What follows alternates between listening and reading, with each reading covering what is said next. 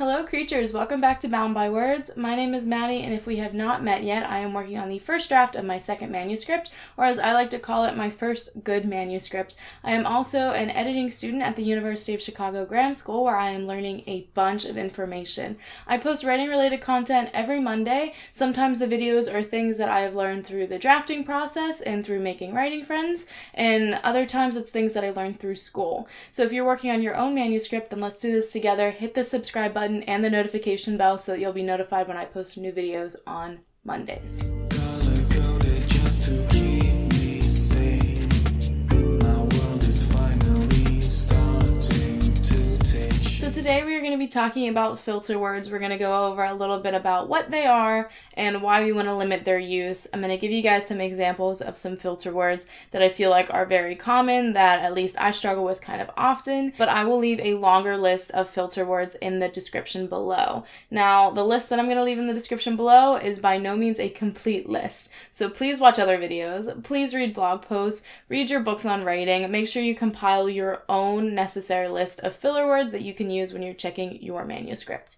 So, first is what filter words are. They are words that sort of filter what's happening. I think the way that most people describe it is they filter what's happening between the story and the reader through a screen. So it feels like we're being told a story and we might feel very close to it, but it also feels like we are not a part of it. So every reader's pleasure is to feel really a part of the story, to be turning the pages and feeling tension and anxiety and stress alongside the characters. And I feel like a lot of writers' goal is to get to the point where their story evokes those kinds of feelings. And that's one of the reasons why filter words are something you should really check. Now, I'm not going to say you should never use them, because anytime anyone says never, I feel like there's always an exception, but you should evaluate when you're using them and if they're entirely necessary. You should read your sections with filler words and say, is it better to exclude it, or does it sound great the way that it is? So that's the general what. I'm going to give you some examples to show you what exactly I mean by that and how they sort of cause a little bit of disconnect. I feel like one of the most common ones is I wondered, followed closely by things like I thought or I realized. Of course, I'm saying this from first person, but it could also be she wondered, he thought, they realized, any kind of pronouns or point of view you're using. So those kind of filter words make it seem like you're not really there, but you're hearing somebody very close to the story tell it back to you. Saying things like, I wondered if she would ever come back. It is much more concise and it feels much more present to just say, will she ever come back? We know your protagonist is doing the wondering. They're the one that we are walking through the story with. The same goes for things like realized and noticed. Instead of saying they realized something or they noticed something, just write what they realized or what they noticed. Because we know that they are the main character and we know that we are following their story. So if they point out something, maybe they caught something in the corner of their eye, maybe some piece of jewelry on a person sparkled, maybe they just realized somebody was wearing like the same black jacket as that person who mugged their mother. I don't know, whatever it is. We as readers are smart, and we know that it is the main character who realized the thing that happened or noticed the thing that happened. So it doesn't make a lot of sense to include that word, and we don't want to have that barrier of filtering it through a screen for our reader. Now, some more common examples that I see people post regularly are saying things like the five senses.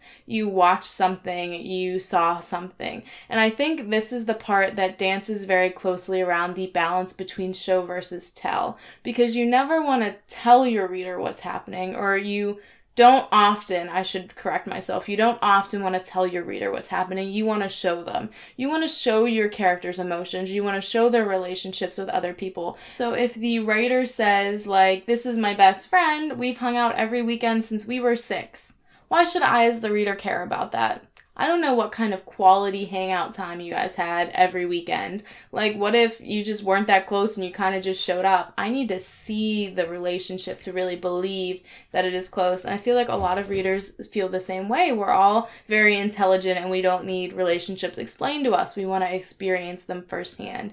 And in the same vein, we want to experience the things that the characters are seeing and feeling firsthand. So instead of saying things like, oh, I seen her walk across the street, you can just say, she walked across the street. we know the main character's doing the seeing. It's just like with other words, I realized, I wondered, stuff like that. If we know who is doing the action, then is the filter word really necessary? Of course, this doesn't apply to things like dialogue, and I would say that there might be some instances where it would make a lot of sense to use filter words to describe what's going on, but if your book is frequently using filter words on every page or a couple times a page even, your readers are really going to pick up on that disconnect. And how are your readers going to get sucked into your book and be turning pages without even realizing it if they feel really distant from the story? So my advice to you guys would be during the editing stage, and if you are drafting and you just don't want to worry about this at the time, then that totally makes sense. I'm very much like that. But if you are drafting on some sort of word processor where you can do a word search for your document, you might want to type in some of these filter words and see how often they pop up.